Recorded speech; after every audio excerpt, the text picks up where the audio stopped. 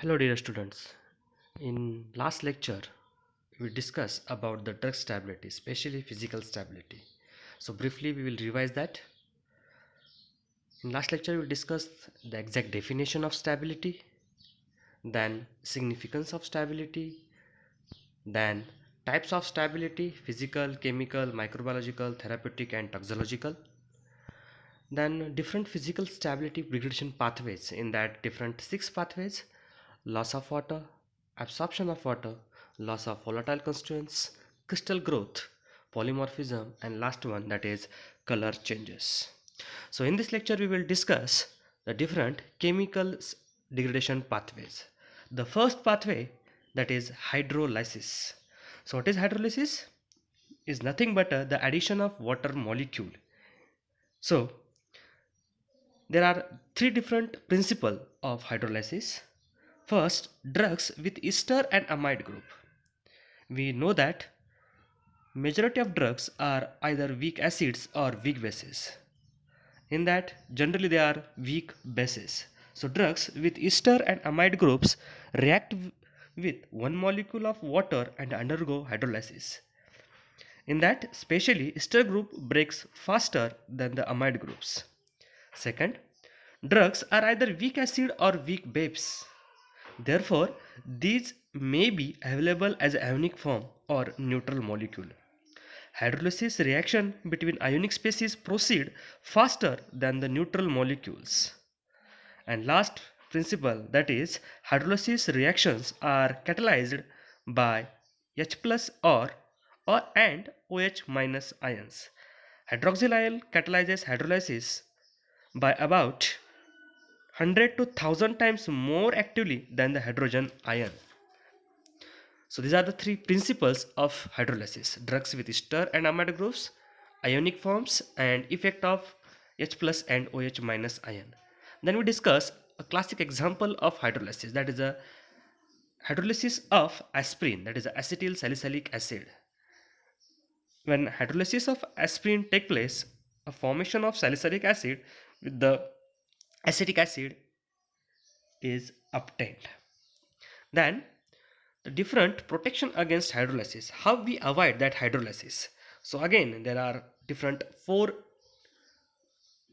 protections or four different parameters we can use. First, use of buffers. Drugs may be stabilized by the use of buffers. The pH of solution should be adjusted so that the drug will be maximum stability and therapeutic activity. Therefore, by experimentation, the type of buffer and the optimum pH should be established. In general, optimal pH will be between 3.5 to 5. Since in the range of H plus and OH catalyzed hydrolysis are about equal. Example, pilocarpine is highly active in alkaline pH because it exists in the unionized form, but at alkaline pH it is highly irritating to the eye and also decomposes rapidly.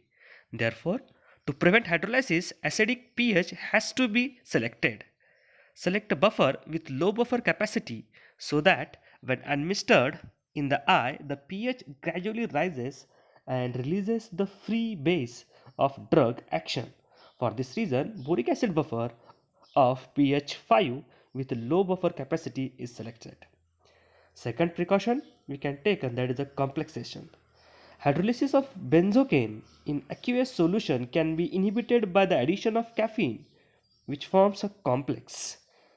In last semester, we already discussed what is meant by buffer and complexation in detail. As a result of complexation, the attack of catalytic species of benzocaine may be reduced.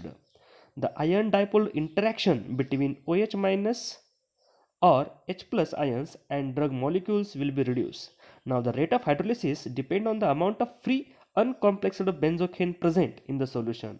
As the amount of caffeine increases, more and more amount of benzocaine will be complexed. This leads to decrease in hydrolysis. Thus, the shelf life of a product can be prolonged. Other drugs which may be stabilized by complexation are procaine, tetracaine, etc. Third, that is the separation of solubility. When the solubility of drug decreases, the concentration of drug in solution phase will be decreases. Hence, the rate of hydrolysis is reduced. As a most of drug is in the insoluble state, only a small fraction of that solution form. Now the rate depends on the saturation solubility of the drug and follows zero order reaction. We can achieve or we can suppress the solubility by addition of additives, by addition of salts, and by addition of derivatives. In additives, citrates, dextrose, sorbitol, gluconates, when combined with drug, the solubility of drug will be suppressed. In salt, the degradation of penicillin can be prevented by using poorly soluble salt of procaine penicillin in the dosage form. In derivatives, poorly water soluble derivatives such as ester of a drug can be used to reduce the tendency of hydrolysis.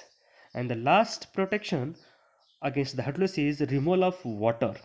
As the presence of water is responsible for the hydrolysis, it is better to avoid the contact with the drug in the preparation. So this can be achieved by storing a drug in dry form or using a water immiscible vehicle. So these are the protection against the hydrolysis. So we discuss, that is, hydrolysis, what is mean by hydrolysis, what are the principle of hydrolysis, example of hydrolysis, and four different protections against the hydrolysis. That is our first chemical pathway. Second, oxidation. So oxidation involves the removal of electron from the molecule. The reaction between the compounds and molecular oxygen is called autoxidation. In fats and oil, autoxidation of unsaturated fatty acids proceed in the presence of atmospheric oxygen, light, and trace of heavy metals or organic peroxide. The following are the some principle of oxidation. First, presence of atmospheric oxygen promotes the rate of oxidation. Second, presence of free radicals also promotes the oxidation. Then presence of trace metals. 4. Organic peroxides. Different organic peroxide promote the chain of initiation and propagate the oxidation reaction. Next, ionic form. As like hydrolysis, ionic forms are drugs are either weak acid or weak bases. Therefore, they may be available as ionic forms or neutral forms. Oxidation reaction between ionic species proceed faster than the neutral molecules. And last principle, that is presence or effect of H plus or and OH minus ions. Oxidation reaction are catalyzed by H plus and OH minus ions. Hydroxyl ion catalyzes oxidation faster than the hydrogen ion.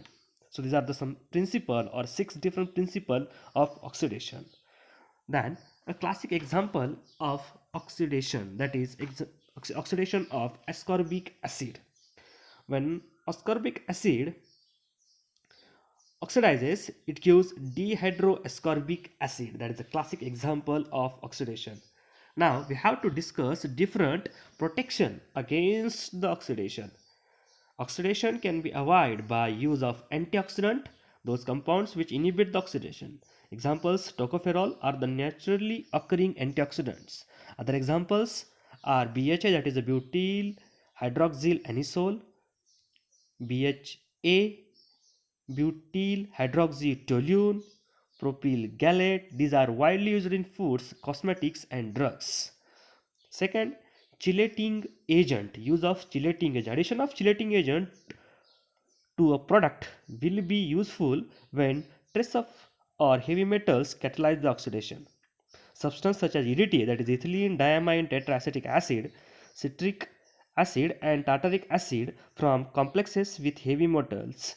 Thus, the metal ions are not available to catalyze the oxidation.